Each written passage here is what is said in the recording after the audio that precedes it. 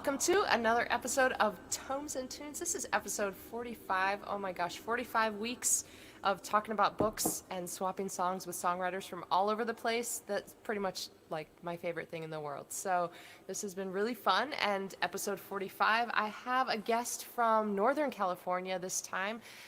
He is up in the Marin, Berkeley area, aka the gorgeous places on earth. I am very happy to welcome Jeff Symonds to the show. And let's bring him on in. Hi, Jeff. Hey, thanks for having me. Good to see you. Thanks for having me. Thanks for being here. You are it's so funny because okay. I have a number of guests who, when they come on the show, they confess to me that they actually don't read books, or they love them, but they just never have time. And that's awesome. Like, I think it's super cool because one of the things that has come out of the show is that some of them text me, weeks later, like, "Oh my gosh, because of the show, I read a book," and or leading up to the show, they're like, "Oh my gosh, I have to read a book because I got to talk with Arielle about it." But you are actually an English teacher for high school. I am, yeah. So the day job is high school English teacher and has been for a long time. So reading books is not unfamiliar to me for sure. Yeah. I should hope not. Yeah, right. I'm not doing it right if it is, right. Exactly. That would be kind of awkward. Yeah, it would. Hi, kids. This is a book. Right, exactly. So what books do you like, both to teach and just for yourself, for your own reading? Oh, and a great question. So my particular, what I studied in grad school is American Lit, and specifically African American literature, which has been a real focus of my teaching for a long time. And then weirdly, I also got really into Shakespeare and James Joyce. So I'm kind of an Americanist who has like a weird British thing going on the side. But those are my particular areas of focus. And then it's funny, in the last 3 or 4 years, I've been on an enormous nonfiction kick. I don't know whether it's because we've been, as a country, we've kind of gotten loose with facts, but I've been really enjoying reading truth for the last several years. And my choice today is related to that kind of shift into nonfiction. So I've just been reading a ton of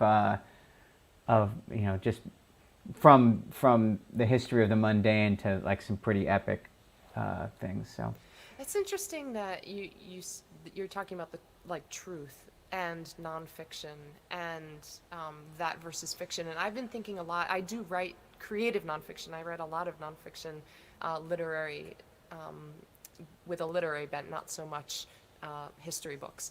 And I've really been appreciating during this past year. I've read a ton of novels, and I've always loved fiction as well. But I just feel like there's a deep truth that comes from well-written fiction that can be expressed somehow in a way that perhaps it's I don't know. There's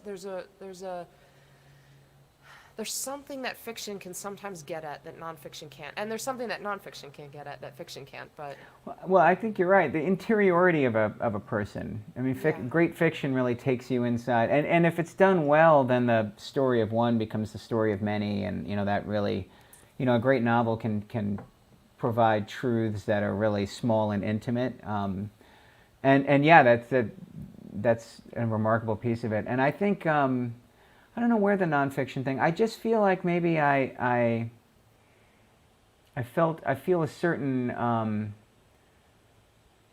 I guess this is my way of pushing back against what feels to me like the false narratives that are being peddled to us. Right? I just feel like truth is a debatable thing right now, and I find it troubling, and so I'm just trying to arm myself with people who have taken the time and effort to really discover things, so that when something doesn't pass the smell test for me, it's not just a hunch. Like I have something behind my concerns. So, right. But it's been all over the place. Like I got obsessed with North Korea for about 6 months. Read 5 books about North Korea, and then I read Isabel Wilkerson's history of the Great Migration, The Warmth of Other Suns, which was like 800 pages and like completely consumed me. And so, I mean, it hasn't been one particular subject. I've just been I've been a little all over the place. So. Yeah.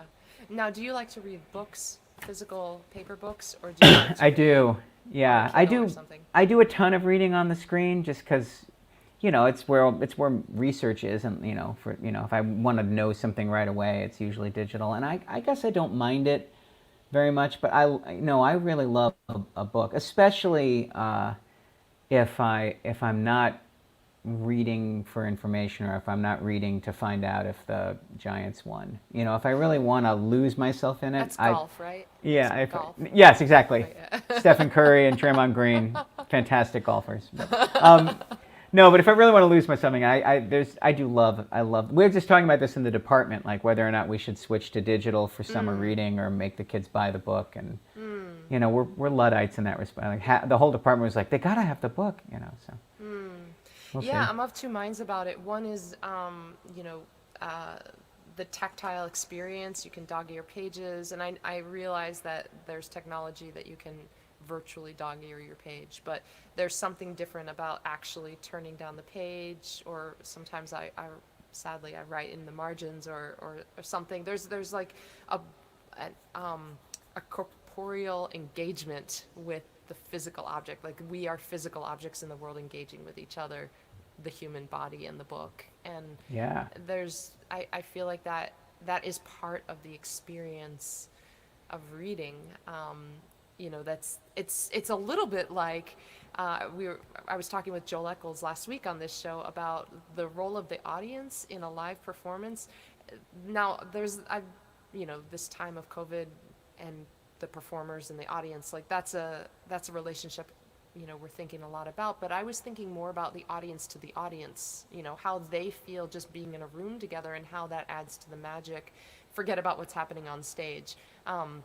And I feel like that relationship with the physical book is something that we don't talk a lot. It's not the focus, of course. The content is the focus, but Oh yeah, but the book can't send you a push notification, and the book right. doesn't tell you have mail while you're trying to read it. I mean, I actually think you're really onto something. Like a book comes to life when you open it, and then it waits for you to open it again, and it demands nothing else but your willingness to engage, and it gives you a break from the thing that pulls you out of yourself. Like, I put my phone away and pick up a book, and I won't get bothered. Yeah. I mean, I don't know. There's fewer and fewer spaces in modern life where I can, where I can, and the expectation is that I can't be bothered. Even when I go on a hike, I have to take my phone with me in case my 8-year-old bumps her head, and I have to go to the school. And if I weren't immediately at the beck and call, it's like, where were you? Well, I was hiking. Like, I think they call Child Protective Services. I really appreciate that about a book, is that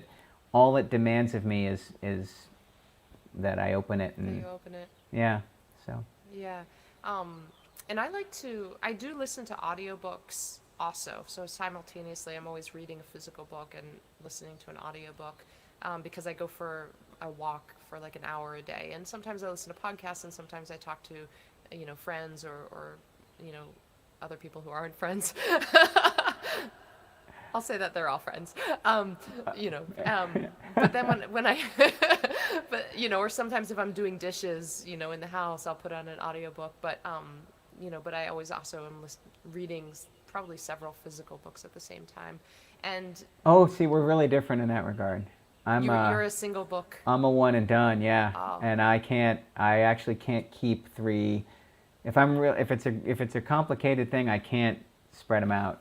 I just end up not finishing any of them, and then the Puritan work ethic in me starts to pound away at me. So I wonder if there's a word. There must be a word in some language for book monogamy. that's Like being great. a one book person. Limited capacity is probably what it really is about. But do you remember the first book you stopped reading because it wasn't any good? Oh, that's really interesting. What a strange question, because the fact that I would have even not finished it meant that it wasn't capturing my attention enough. And yet you're asking if it captured even that lack of attention captured my attention enough Yeah. that I would still remember that book. Oh gosh. Well, I don't know the first book. However, I will say that I did not finish reading The Sympathizer. Oh, is that right? Okay. Yeah. Interesting. I- Too it's violent, still- or just too long, or? I think it was I'm not really sure. I think it was The Violence. It's on my shelf. I was just looking at it this morning and thinking maybe I'll pick that up again, probably at some point, but not right now. I Because do tend to frequently pick up books and read like I might like I was reading a book, Terry Tempest Williams, When Women Were Birds, earlier this past 12 months of COVID. I completed it during this past year, but there have been other times when I've picked it up and not completed it. So um, just because I didn't finish it doesn't mean it's a done deal. yeah, see, I'm enough of a. I have such a guilt complex about I ought to finish it. That I was 26 years old before I put a book down because I What didn't book was like it. that? It was Postcards by E. Annie Proulx. She wrote the shipping news, Yep. which I really liked. I read the shipping news and it's like, oh, I'll go back and read her first novel. And I was fighting my way, and I'm page 148, and I'm like, this goes on forever. And I just had this moment, you know what? If I just put this down and stop reading it, I don't think I'm going to get in trouble. And it was this, but it took a long time before I would give myself permission. So I haven't shed the one Yeah. at a time, but I have learned how to stop. So that's progress, you know. You know what? Two books that I did not finish, and I think I did not finish them for the same reason. One is, I'm blanking on the name. It's an Ann Patchett book. Um, have you read her? Mm-mm. Um, That's a new name to me. oh gosh, she's a beautiful writer, and this was a celebrated book. And somebody, if you're watching in the chat box, please throw out some Ann Patchett names. Um, so there was that, and there was Blindness by Jose. Oh gosh, I'm not gonna Google. I, uh, Saramago, is that his last name? Anyway, I was not planning on talking about this, so they're not at the top of my head. But That's my both fault. books are essentially about uh, Ann Patchett's book is about a bunch of people being held hostage in a room, and that's the book. Like it takes place in this room, all Boy, these that's hostages dealing with the terrorists basically, and then and like all the dynamics that take place within that space. And then the other one, Blindness, is basically all takes place in one room, and it's about a pandemic. yeah. um, Pass. No, Right, thank you. right, and but it's about this, this they don't know what's causing this blindness, but it would happen, and so they were trying to quarantine people, and all the dynamics of what's happening in that room, and both of the books, and I was reading them way before COVID, so it was not for this time period, but both of them I felt like similar structure, similar framework, both celebrated books, and I put them both aside. So Okay. Fair enough. But this is not the time for trapped in a room against your will with no way out. That's pretty much yeah, no, life. Yeah. not yeah. At the beginning of Yeah. COVID, I was thinking a lot about that book. So you teach African American literature. I do. So would you be willing to share some titles that you love or that you love to teach? Yeah. Well, one of my courses is focuses on autobiography, which is kind of the origin of African American lit, the Frederick Douglass slave narrative. And so the course kind of looks at how, because the origins of black art in America are autobiographical, even the earliest poetry, Paul Laurence Dunbar and Phyllis Wheatley, like there was this expectation of authenticity and truth-telling, actually getting back to this fiction versus nonfiction. And even black fiction finds itself tethered in ways that other American art isn't to this kind of expectation of autobiography, expectation of truth-telling. You see it in hip-hop artists, right? Like, did he keep it real? Is this a real story? Like, how do I know that this is a good artist? Oh, well, everything that she said happened to her actually happened to her. It's not something we do to other American artists. We don't ask every American author, like, how much of this really happened to you? So that course kind of traces how that expectation and pressure impacts American art, and it goes through the early 20th century. But we do the Malcolm X autobiography. We look at the new James Baldwin film that came out a few years ago. But then we end with fiction. We do Toni Morrison's Song of Solomon, looking at how that book tries to both pay homage to the past and liberate itself from the expectation of authenticity and find a space for Black fiction that is not just based on individual experience, but is imaginative and in her case, magical realism in a sense in some places in that book. So I'm a huge Morrison fan, which is not a hot take. I Yeah, love so that, and then my other class is a look at 20th century Los Angeles. So we start with World War II and all the job opportunities that came back, and then the kind of how that your city's particular geography and the way it was cut up in neighborhoods led to the racial reckonings that repeatedly happened in Watts in 1992. And so that's a course where we look at a lot of literature and film that's based on that. So Oh, what? I just want a list. I guess I want your syllabus. okay, all right, I'll send it to you. Ladies and gentlemen, this is changing from a weekly chat to a course. Right, Jeff will exactly. be teaching. We'll have that. It'll be like the what's the opposite of master class? It'll be like apprentice class. But, yeah. Or just class. Or just class. Right, that's what I call it. Yeah. I love that. Wow. Have you read? So along these lines, have you read The Underground Railroad by Colson Yes. Whitehead? Yeah. I'm a big Colson Whitehead fan. I don't know if I want to criticize him I didn't love the end of the book. I knew exactly what he was doing, and if you've read all the texts that he's referencing in that book, it's a kind of a spectacular. Now we're in the Douglas story. Now we're in the Harriet Jacobs narrative. Now he's doing Booker T. Washington. Now he's referencing Ralph Ellison, and he's doing this kind of remarkable the railroad takes us on the literary history of African American art, and it takes us on the literal history of the migration, and it takes us through its own kind of spectacular reimagining of the railroad as an actual thing. And I actually really enjoyed reading it, and I got to the end, and it was kind of like I felt like I'd eaten a box of Oreos. Like, I really enjoyed that while it was happening, but I'm not sure how much it's going to stay with me. And then I had friends and colleagues who just thought it was just unacceptable.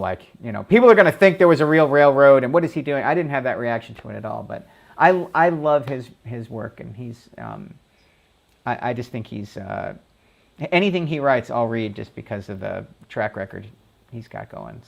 So you read The Nickel Boys? I did. Yeah. Did you like it? That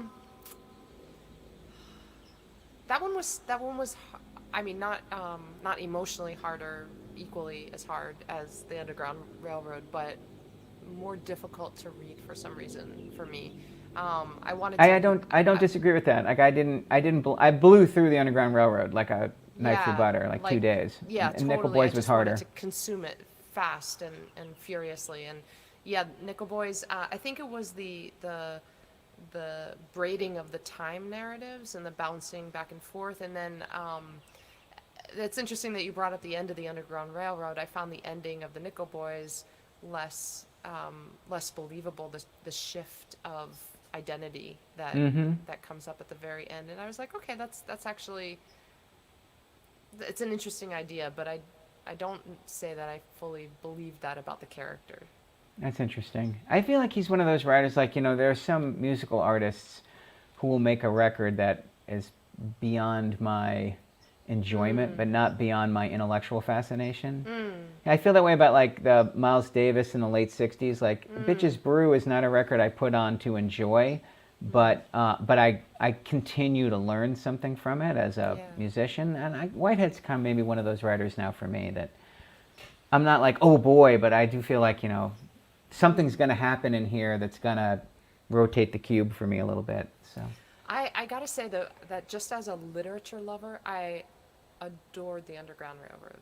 As a lover of language and sentences and ideas and expression of ideas, I really, really loved that book. I didn't feel the same way about the Nickel Boys. Now, we should I feel like asterisk, footnote, these both won the Pulitzer Prize, right? So but those books aren't always the fun ones to read either, Right, but have definitely critically achieved the one of, if not the highest level of recognition. So peer-reviewed recognition. So the Nickel Boys might be a good pivot because Nickel Boys takes place in Florida. Zora Neale Hurston, also Black American Oh, Florida writer. Their Eyes Are Watching God is there. Actually, that's, if you're hearing this and you're wondering a great place to start, if you aren't familiar with the canon, it's a great entry point. It's Women's History Month, and Zora's like, the rediscovery of her art in the last 25 years is one of the great reclamation stories of American literature. And Their Eyes Are Watching God it is moving, and it is hilarious, and it is brilliant and unpretentious. It's like America, it's kind of what America wants itself to be at its best. Like, when I think America imagines itself as kind of like this brilliant figure who can talk to anybody and move from the gas station to, the Star Chamber with ease. And Hurston may have been the closest thing we had to that in the 20th century. Like, she was really something else. So yeah, that's a fantastic book. I just love it. Yeah, can I enroll in your high school class? I just want to hear you talk about these books that I've so enjoyed. They're pretty amazing too. Like, I just came. In fact, I'm getting papers on Their Eyes Are Watching God this afternoon, which I don't know why I ruined my own spring break, but it seems to be. But yeah, just listening to them, they see it at its best, and they have amazing insights. So. And then to pivot, you have a new album, moving from literature to music, but the tie is Florida. Yeah, it is. And so, can you talk a little bit about that record? Sure. About the songs on it. Yeah, I made a record called River Run, and I stole the title from James Joyce, who I mentioned earlier. It's the first word in an unreadable book of his called Finnegan's Wake. But the image for me was about I haven't made my own record ever, and I've been in music for a really long time, and I've been in other people's bands, and I've been a session guy and a co-writer. But when I started thinking about making my own record, and I looked at all the songs I'd kind of shoved in a drawer over the last several years, and then I wrote some new ones. What came for me is I wanted to do kind of an old-fashioned double record, like something that had 4 sides and kind of 4 15-minute things that were linked thematically, kind of like London Calling was, or Blonde on Blonde was for me. And so I kind of, as I looked at all the songs I had written and they passed the test and I wrote some new ones, it was kind of childhood, adolescence, early adulthood, and now. And so part 1 or side 1 is all childhood songs for me. And my childhood memories are deeply rooted in my summer trips to Florida to stay with my mom's family.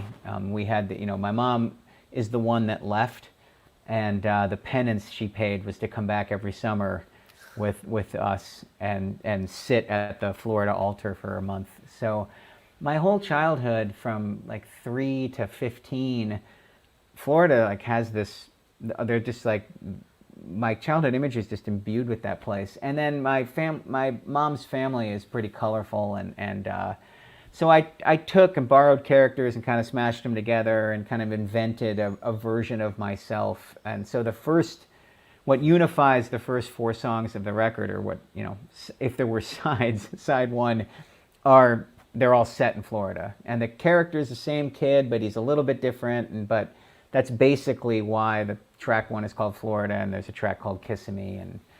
But I was really trying to capture that the kind of my sense of my childhood in a particular place. If you were to name 5 nouns of Florida, your association with it, what would they from your direct nouns. Experience? Ron John's Surf Shop in Okay. Cocoa Beach would be 1. A&W Root Beer would be a second. Those drive-in places. I don't know what the word is for the smell of palm trees after a 5-minute, 2 o'clock in the afternoon, 97-degree rainstorm, but the smell of water evaporating off asphalt in the tropics, like that's the smell for me of that. Like, that's just, and then You said nouns. I was going to say an adjective, so that's not right. No adjectives allowed. Disney World. I Oh, went yeah. to Disney World. I'm old enough that I went to Disney World the summer it opened. Like all the paint was still wet, and so that just the way that that thing has become a pulsating energy in the center of the state. And then I would say what I need a noun for the kind of side eye distrustfulness that strangers have when they're not quite sure they're safe with one another. I always felt like danger was imminent in Florida. Like I'd be walking through the mall and like the kids coming in the direction might say hello or they might just throw me in the nickel pool. Like I just felt like you never could be. It was in a very predictive place. Like I found myself frequently in situations that were suddenly hazardous that seemed like they were going to be completely normal. So And those were hazardous because of other human beings, yeah, not other because human of beings. Yeah. alligators. No, I know you would think, but no, Yeah. I found it a place where it's a Yeah. everyone's big, and I don't mean that as an insult. Like they're it's a big state. People are large and they're physical and they judge themselves on strength in ways that other places don't, in my experience. And so there's a small, wiry kid just trying to anonymously move through spaces. I found it less easy to do down there than in other places in my life. So I think you're right about that predatory nature. There are a lot of predators in Florida, whether it's animal or um, humans. Like I'm thinking about the predatory, real estate, that's Florida perfect. Yeah. market. Like come buy, this piece of Florida, and yeah, there's a lot of. It's an interesting state. Yeah, gators might be the right mascot. Like there are Yeah. things lying in wait in the swamps of Florida that are eager to interact with you, like animal and otherwise, I think. Where were you from that you were going down to Florida for those summers? My mom was from Central Florida, Melbourne, and we moved to Annapolis, Maryland. Oh, So okay. that's really. And well, actually, we didn't live in the same house 2 years in a row until I was 10. So we were transient. We were all over the place. Like we were in Rhode Island, and then back to Florida, and then other places. But Annapolis is where I call home. I started second grade there, and while we moved all around until my folks finally bought a place. But I only lived there 10 years, but it feels like where I'm from more than any other place. Yeah. So I lived for 6 weeks. I lived in my 20s in Chestertown, Maryland. oh yeah, Washington College. Yeah. Yes, exactly. Yeah. But that was just 6 weeks. Lovely place to land for a little while. Yeah, I have a bunch of friends who went to school there. Yeah. My friend Heidi still lives there. Hi, Heidi. Hi, Heidi. So when you must have been a book lover from an early age, and do you remember what book or a book that captured your attention that sort of made you into a book lover? Oh, that's a good question. I did always love books. I love music more than books. Like I've been a music obsessive forever, but this is a weird answer. But I can tell you the first book I read that nobody told me to read and that I probably wasn't supposed to. Like you got your parents' bookshelf, you have your bookshelf that's curated for you, and then you wander over to that one. And I read Helter Skelter, which is the story of the Manson family. And I was 11. I was in sixth grade, I think. And it's terrifying. It's nonfiction. It's just the prosecuting attorney's recount of the events in the trial. And I could not put it down. I was just absolutely transfixed by just the fact that there was that kind of evil in the world.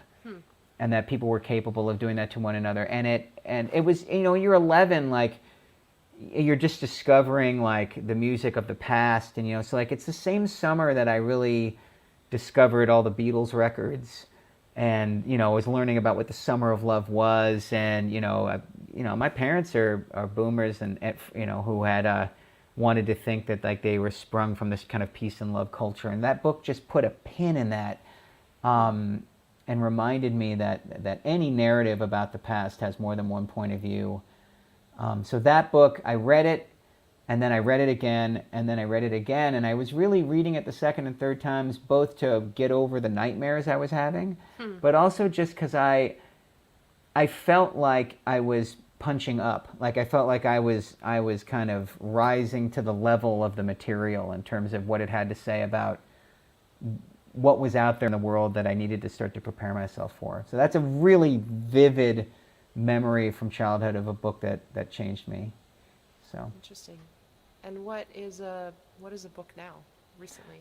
the book I brought today is I just finished this a week ago. So when I got the invitation, so I read the John Lewis biography by John Meacham called "His Truth Is Marching On." It's subtitled "John Lewis and the Power of Hope." So John Lewis is a figure from the civil rights movement. For those of you at home, and he's thought of on the same lines as Martin Luther King and Malcolm X. He was the president of SNCC.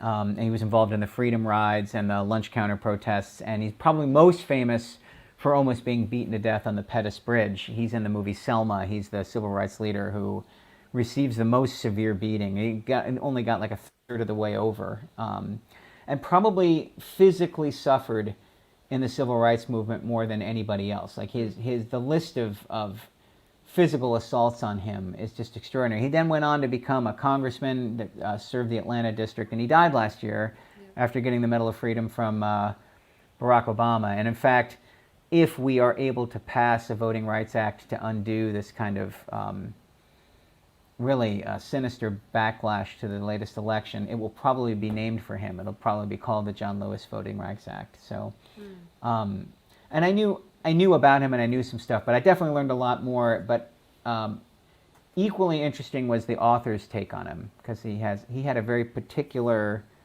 argument he was trying to drive home. So that's my book. Is there a passage or something that you thought to share from it? Yeah. It's interesting because Meacham's thesis in this book is that John Lewis is a modern day saint, and he means that in the religious, like that he is worthy of canonization, and that if there is such a thing as a modern day saint, this was it.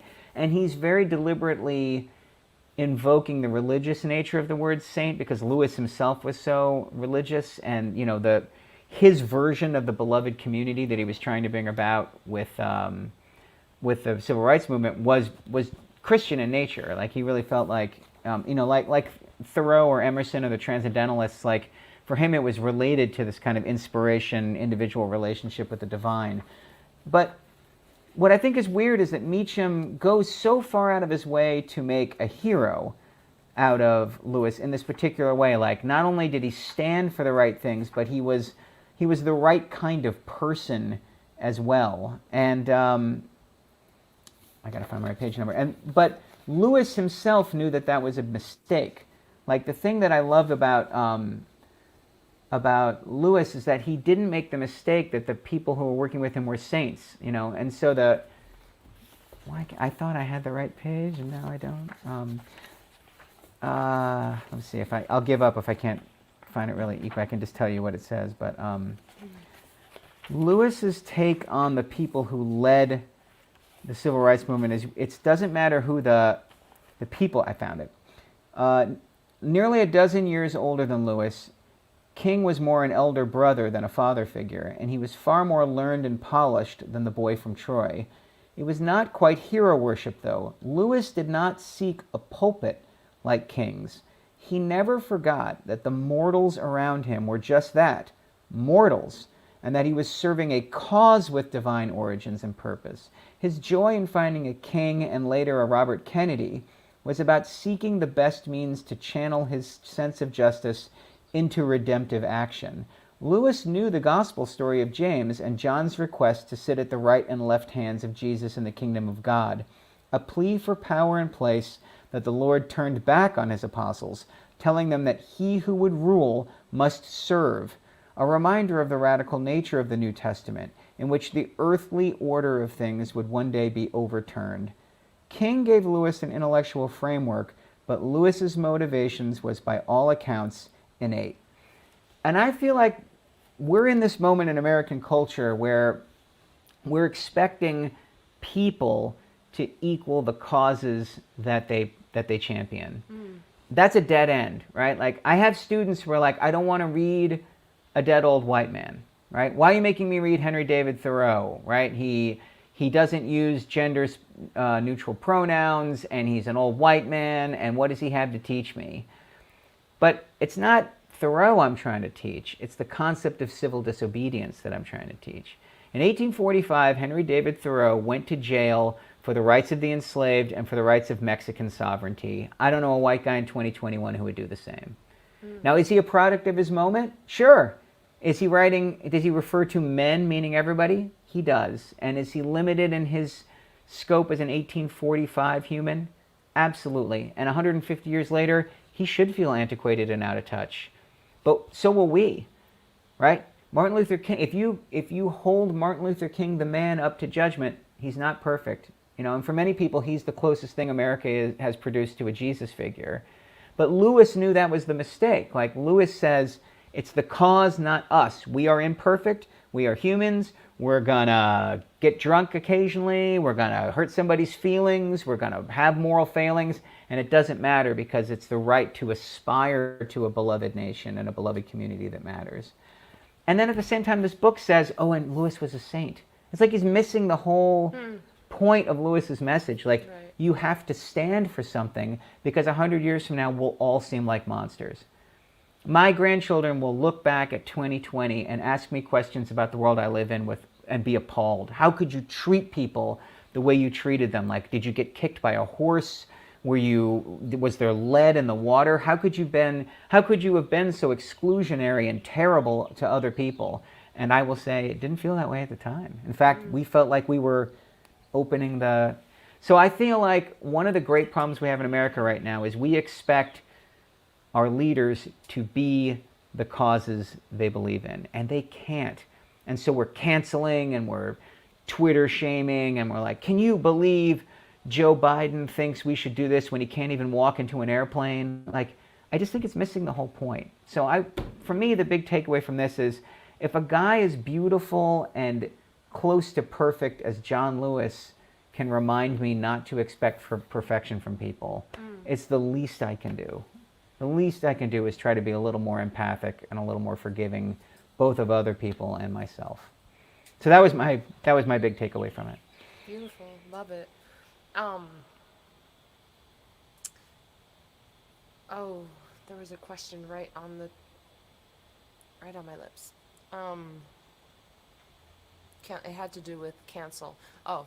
Do you think that this Twitter shaming, cancel culture, whatever you want to call it, and however it is enacted, do you think that it's a result of the failure of our judicial system and because the judicial system is part of our political system, failure of our political system, people are taking into their own hands what they see the courts not doing? That's a really great question. Maybe. I think at the root of calling out injustice when you see it, I don't have any problem with it. I think the problem with Twitter is the amplification of that voice and the piling on that then follows. I'll give you a great example.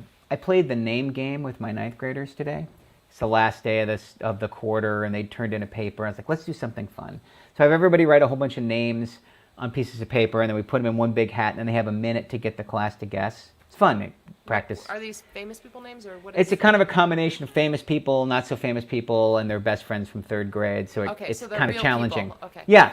So a kid got Tom Hanks and said, oh, this is a pedophile. This is a famous pedophile, and they just canceled him on Twitter.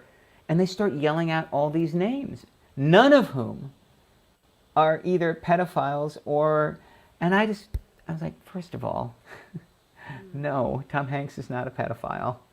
And second of all, neither are any of the other people you just yelled at. Like, and for me, that's the problem, is... Right, hearsay, right. I want people to be able to, when they see it, I want them to be able to say it. But we have to hold on to nuance, and we have to hold on to the rights for two people. For you and I, if we have a disagreement, you and I need to be able to sit down, and I need to be able to listen, and I need to be able to hear you. Right. And you have to have the space to speak your truth. But the needs of the 450,000 people that might want to weigh in are profoundly secondary, in my opinion, to the rights that you and I have to try to create a beloved space together. And it's that other, I think it's that other observing and then suddenly present voice that is the most problematic piece of it. Right, and when you have two people having a compassionate conversation and reflective listening and are able to articulate and process what is being articulated, then you have an intelligent discourse. But then you have people who have no investment in any of that process. Right. Who prefer to be at the end of their life right. Yeah. Right. Or I should say, like, they won that argument. Like that's the mountain they want to die on, is winning that argument, not actually making the world a better place or in any way evolving on a spiritual level for themselves. Yeah, that's beautifully said. I think that nuance is the thing where we've put in a drawer, and I hope it's just temporary. Yeah, I agree with you. Yeah, nuance is I find myself saying that word frequently. Right, me too. Right, yeah. Awesome. Jeff, this is such an awesome conversation. I'm so enjoying this. I can't wait to come up to the Bay Area and haunt you. Sounds great. We'll do a show. We can do shows again. Let's do a show together. Let's do a show at the Freight and Salvage. All right, done and done. I'll see what I can do. I don't know what I'm going to share from this one. I've been reading, maybe this has been in your on your shelf as well, Anne Petrie's The Street. Published in the 1940s. Sure. About a single mom raising her son. Classic, yeah. I have not. I am reading it for the first time. I'm about, I would say, a third of the way through, and I was working on a novel. So I'm a writer, and I don't write a lot of fiction. In fact, very little fiction.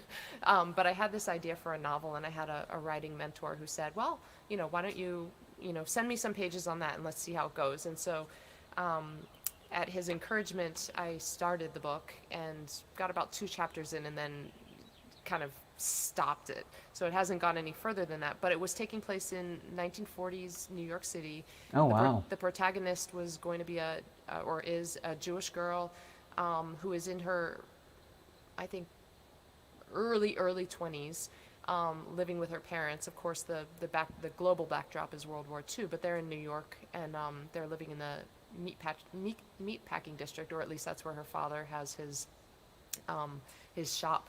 And she plays piano. She's a piano tutor, and her uncle plays clarinet. He's a klezmer clarinet player. Nice. And he becomes smitten with the music that's happening up in Harlem, and eventually also with a woman who's up there. But he introduces the protagonist to jazz, and so they start going up to Harlem. So that was the sort of the beginning of the novel. And so this mentor, among other books that he recommended I read, this is one of them. And so this is a really great, really insightful peek into what Harlem was like in the 1940s, just from someone who was living there, and from this single mom who's raising her son. No, it's a great book. The other book you might want to check out is called Brown Girl, Brown Stones by Paula Marshall. Yeah, I have it on my shelf. Another really great evocative book of that moment. Yeah. Love it. That's awesome. So maybe that will be the next one once I get through this one. Cool. I'm not sure what to share though with this for this show, because I'm always sharing the books that I'm reading as I'm reading them, so I don't always know where they're going. I can't summarize or tell a lot about the book. But let's see here. Maybe I'll just read.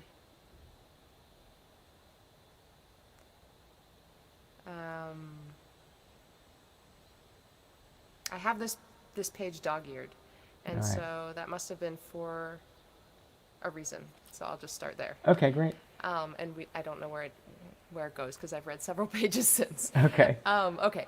Then he took her hands. I think the character that were inside the head of her name is Min, this woman who lives with the landlord or the superintendent, I guess, of the building. The main character is Ludi, and she's an attractive woman who has recently moved in upstairs. And so Min is concerned that her man he's got eyes for Ludi. So this is, I think, this is a Min and I think that she has just so she has just visited. So Min is not sure how to deal with the situation, and she wants to keep her man, and so she visits a root doctor, a guy by the name of the Prophet David.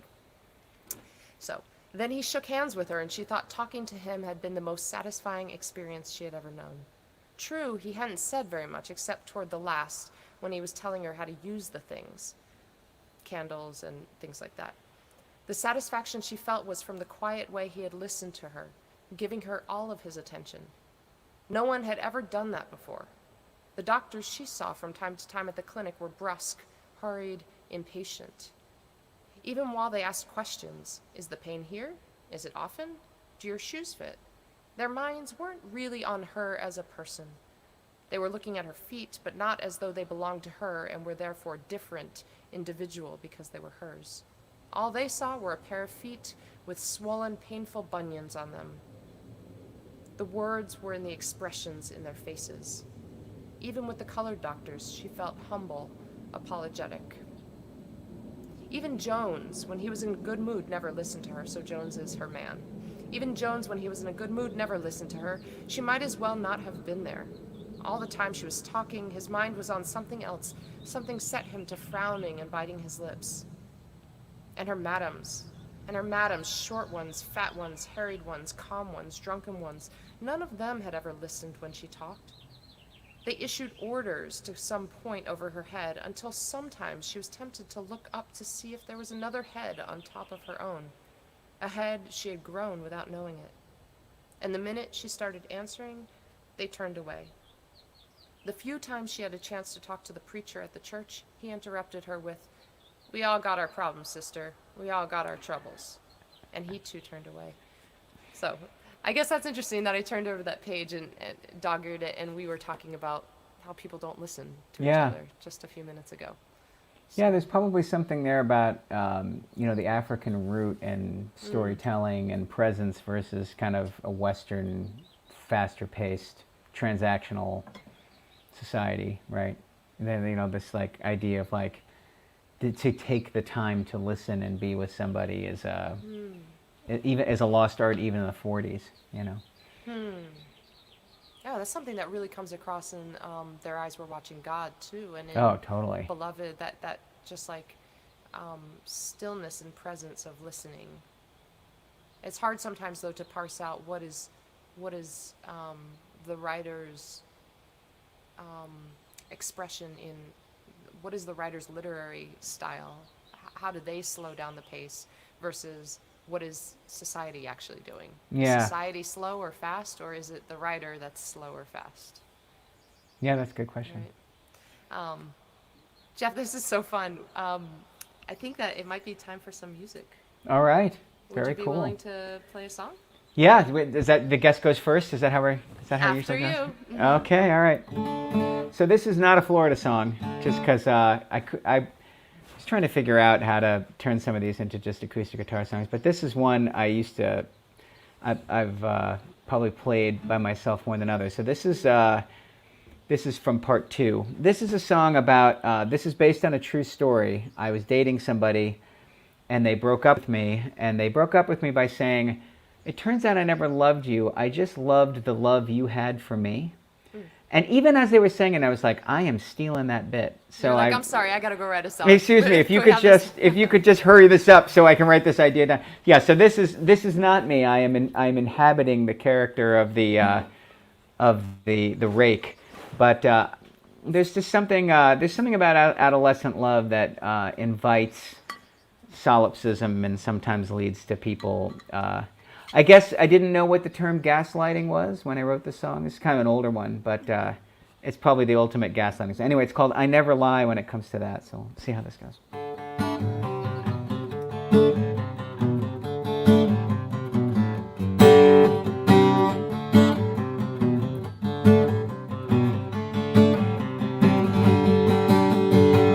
Well, I never said that I ever let you tie me down. I never said you were good for more than right now.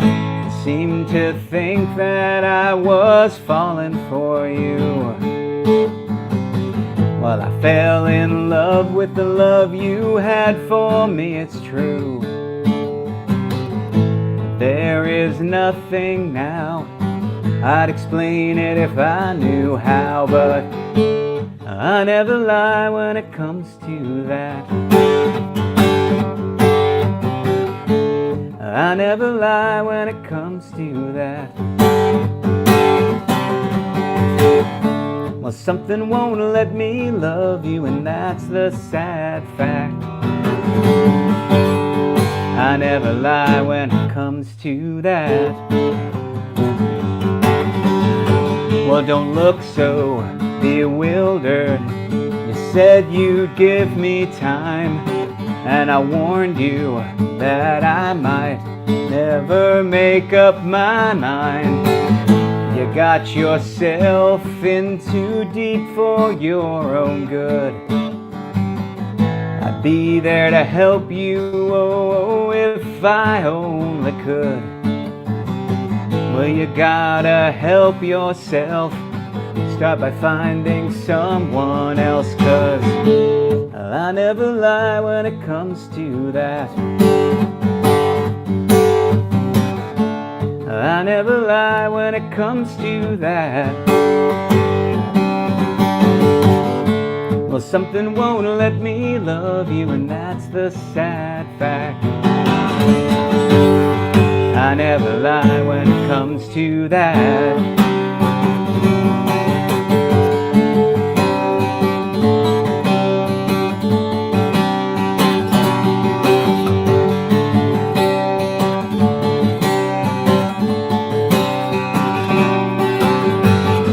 Never meant to break your heart.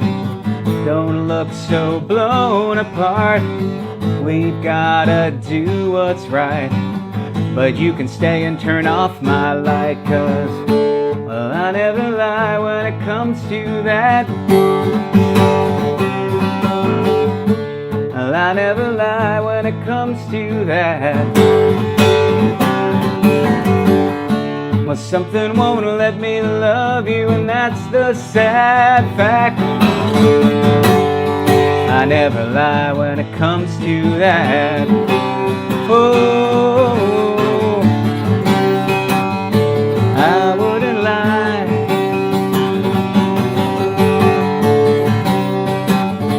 I wouldn't lie.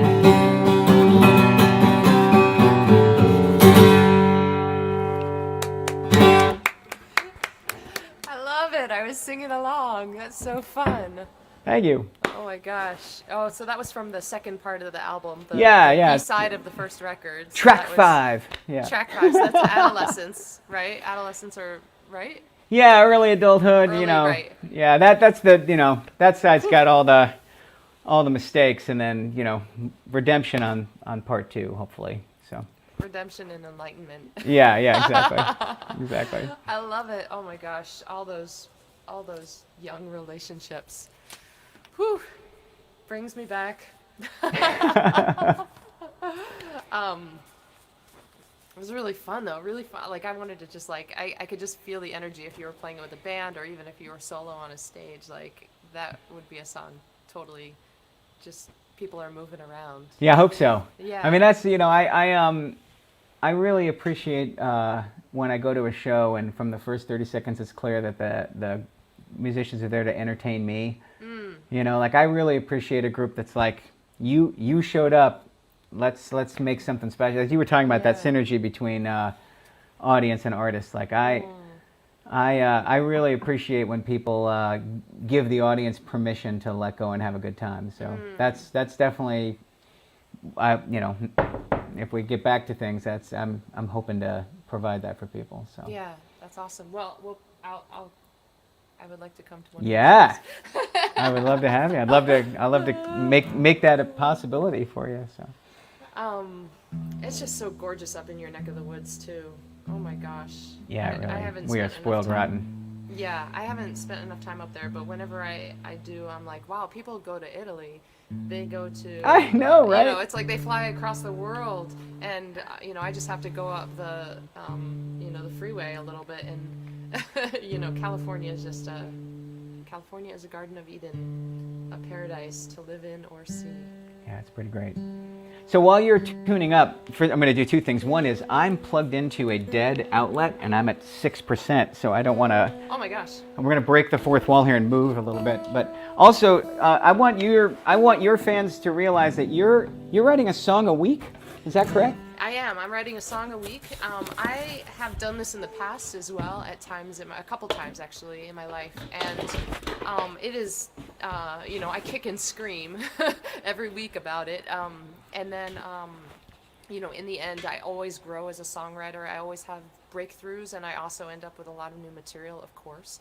I know someone recently, she said, she's a composer and a songwriter, and she said, you know, that idea of writing a whole bunch of songs and then picking from them, culling, and then deciding what to put on the album, she's like, that's not a thing. Just write your songs and make your album. And I was thinking, you know what, making an album is super freaking expensive. It's not easy, it's very time consuming, and I want to put the best songs that I can on it. And I don't want to wait forever either. I mean, it's just Yeah. like, you know, within the context of a time period, you know, just to know, okay, this is the best of what I have up to this point. It's not maybe going to be the best of my whole life, but, you know, so writing a song a week is really that pressure cooker. It kind of, you know, puts some pressure to, you know, kind of work through some things. You know, the idea of writing a larger quantity, and, you know, of that there will be, you know, some that are of great quality and some that are not, and I don't know, anyway, but also it's fun. And the thing is, I Yeah. really love songwriting, and as frustrating and as excruciatingly painful as it is at times, there's a moment where something shifts for me in songwriting, where I feel like the window just cracked open and I can flow,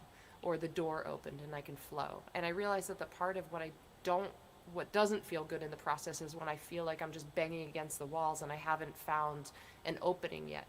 But I think that what writing a song a week reminds me of is that there is always an opening. It's just a question of whether I'm looking around in the right directions, whether, you know, my eyes are open. You know, it's, you know, if your back is to the door is still there. You just have to figure out how to turn yourself Yeah. around and find it. So actually, 2 weeks ago, I think it was the song I played last week actually, that was that was one of the excruciating ones. I was having a really hard time finding my way, and in the end I did. And then this next song is the one that I most recently wrote, and it was in the shift from that song 2 weeks ago to this one a week ago that it was because of the frustration of that first one that I felt like I had a breakthrough somehow with my process with this one. And also, I was pissed that I was so frustrated the week before. So with this one, I just wanted to have a little bit of fun with it. Gotcha. Okay. So this one is called Groove Preachin' Girl.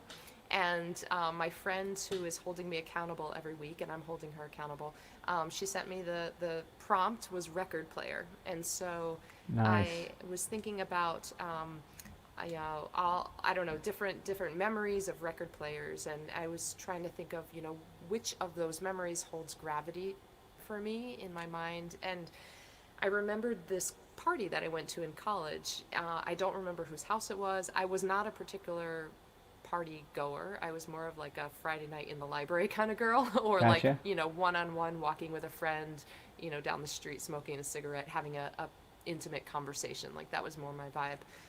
But this is a party, one of the few parties I went to, and I don't remember a lot of details about it, except that, like, how do I say, like, sensory. I have like a sensory memory of this particular party more than like an actual, like, oh, I saw that person and I had that Yeah. conversation.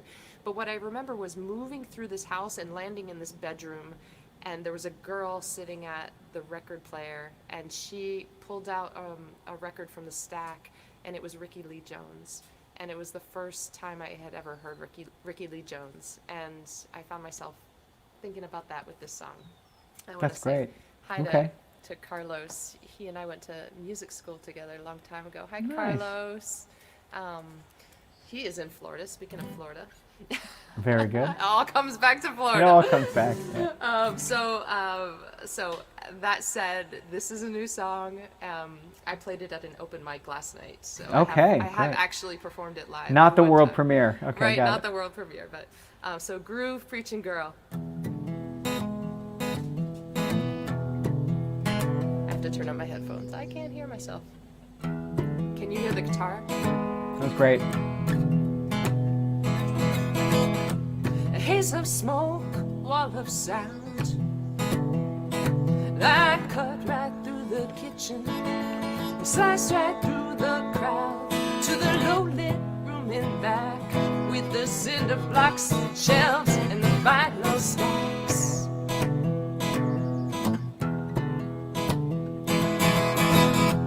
Raspberry hat, tangerine bread, a candle at her fingers casting shadows on the shade, and the musky scent of cloves from her cigarette. Cool like Ricky Lee Jones, oh yeah, she was spinning Ricky Lee. You could say I was a new tune seeker, you could say she was a new groove preaching girl. She might say there was a track for scratching. She might say it was the needle a-catching. Oh, yeah.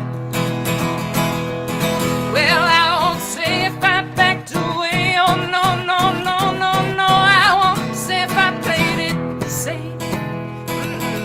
I'm not gonna say. But what we know is a whiskey bottle's got a pour. And a ship is safe in harbor, but that's not what it's for. And a record makes no sound unless that turntable is turning round and round and round and round. Well, you could say I was a new tune seeker. You could say she was a new groove preaching, whoops, preaching girl. Oh man. She might say there was a track for scratching. She might say it was the needle catching, catching like fire.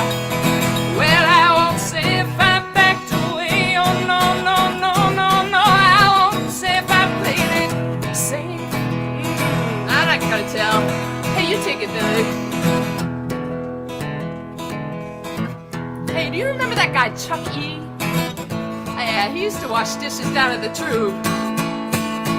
I hear he ran off to Denver or something. Yeah, he's in love.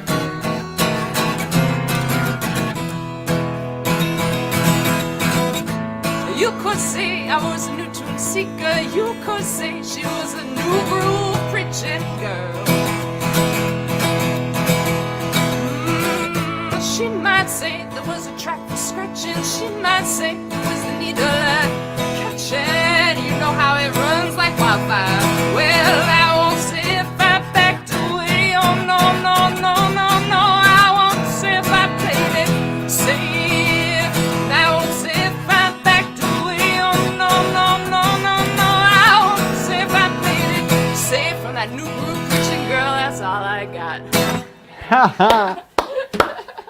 I love the record. I like that music has no sound if the record's not spinning round. I like that little mid-rhyme. That's awesome. That's Thank fun. you. I love that record. Is that the first Ricky record? That's the one where I she's think on the so. yeah. Yeah, with the hat and the Yep. cigarette. You know, Yeah, so- man, that's great. So it's funny. I kind of Right. conflated like that girl from the party and Ricky Lidge. Like I don't know. They're just like one person to me. So Yeah, that makes sense. It's much cooler if Ricky Lee Jones is in that bedroom listening to her own oh my, stuff. how cool! She'd be Yeah. like, "Oh man, look, they have my record. Right. Hey, I heard myself on the radio for the first time. How cool is that?" Woo, woo. Yeah, Ricky Lee. I love that. I love that record. It's got Last Chance Texaco and Yeah. Weasel. Is Weasel? No, Weasel might be on the other one. Might be on Pirates. Ricky Lee Jones is great. I saw Ricky Lee Jones a couple of times, and once she was playing The Stuff You Know, and the second time she came through on that, I think the record was called Ghosty Head, but it was like ambient, and her kid was in the band. It was beyond weird. It was like such a radical sound shift, you know. And you saw that live? Yeah, she played the she used to play the Fillmore all the time. I'm not sure. That's awesome. She seems like she might be in semi-retirement, but Yeah. Well. nice. I love songs that capture an image. Like really, my record, I'm trying to capture images that cohere into like a maybe a picture. But I think rock and roll is particularly suited to capture images like that and hold them so that other people can connect their own. You know, like it's balladeering. We would like get your name and the rest in the we'd know what the street address was, and you would come in and you would name all these characters. You know, but I love that everyone has a party that they vaguely remember, but that's really important. Yeah. And so you create that space for people to conjure their own thing, you know. Like I think rock music is well suited for.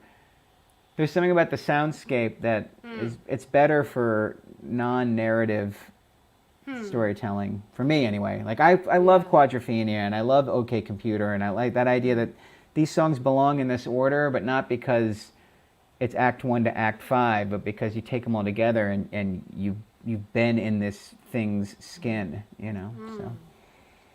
Yeah, I think that's a something. good one. With this one, I was going for just impressions, and I did some free writing before I wrote the song, and was just trying to place myself in that space and get into the sensory experience, because that was really all I remembered about the party, and so I just wanted to capture, I think that in some ways songs can capture a more accurate memory than like if you were to take a picture of your memory, if I were to take a picture of my memory of that party, it would have a lot of holes in it. Mm-hmm. Right? There would just be like, I don't know, but I can capture a sonic photograph of it in song, because the music allows for just that imagery and that sensory, like just like a flash, like a haze of smoke, a wall of sound. Yeah. Cutting through the kitchen, getting into that back room with the cinder block shelves. Have you ever heard the song "Fountain of Sorrow" by Jackson Brown? I don't. You familiar with that? I'm not deeply familiar with that song. But It's a song about finding a photograph in the back of a drawer. And so the first two verses just describe the photograph, and then it becomes this kind of imagistic memory of a lost relationship that the photograph is the accidental recovery of. It's very similar to what you're describing. I'm not even a huge Jackson Brown fan, but that song is great. He's got he's not a guy where every song out I'm with him, but when he gets it right, man, he gets it right. These Days is just a killer, and I really recommend that one. That's a good one. Severin Brown was on the show a couple of weeks ago. Oh, no way. I think the week before. I think Joel Eccles was last week, and I think Severin was the week before, but maybe it was 2 weeks before that. Cool. Yeah. This show has been awesome. I've had great run of guests every week. And Jeff, you and I didn't know each other beforehand, but I'm so very happy to know you now. Absolutely. This was such a pleasure. Thank you so much for having me. And talk about kindred spirits. It's great to. It's a fun way to meet too. I mean, it doesn't even feel that public. We're just chatting. But I know. Yeah.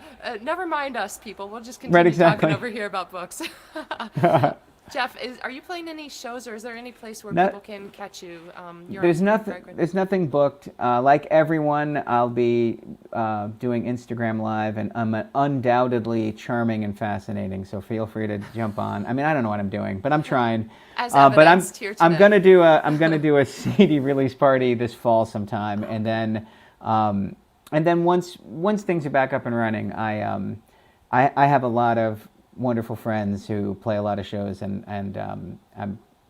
they're already letting me call in some favors. So at least I'll be opening for some fantastic folks coming up in the I want to next open year, for so. you. Yeah, we'll figure that out. We'll do a swap. Yeah, fair enough. I love it. But congratulations on your show. This is terrific, and 45 episodes is a big deal, man. I mean, that's you are. Once you get into the 40, you are an established thing. Like I'm very, very impressed. I do a podcast with two friends, and when we got to the 45th episode, we were kind of like, whoa, we actually are doing this, It's pretty cool. Hey, what's the name of your podcast? It's called 50 Years of Music with 50-Year-Old White Guys, and it's my closest friend from undergrad.